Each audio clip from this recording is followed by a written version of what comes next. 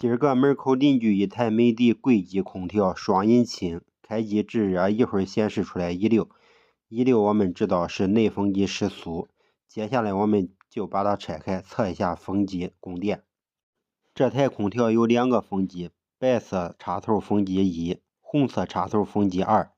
咱用排除法把插头的方法试机，得到结果是红色插头风机2有故障。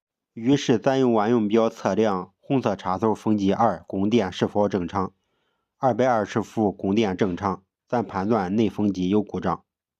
下面咱拆内风机电机，先把前面壳控制板打开，然后把下边壳左右2个把它卸掉，这是卸掉之后的样子。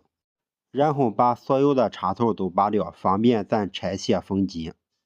这个壳子是扫风机构，咱把扫风机构全部卸掉，这是卸掉之后的样子。这是顶盖，咱把顶盖拿下来。这是双引擎，风机电机就在这里，左边一个，右边一个。红色插头就是下面这一个。咱现在把风机拆开，拆开之前拍一下全家福，这是空调内机的全家福，这是个空调内风机电机原装配件，这是打开之后风机电机，这是旧的风机电机。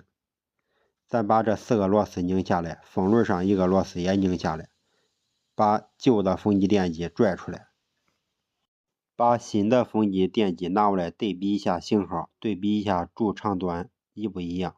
OK， 配件全部一样，接下来咱把新的风机电机装上，然后试机。试机故障果然消除了，16故障果然没有了，开机已经制热了。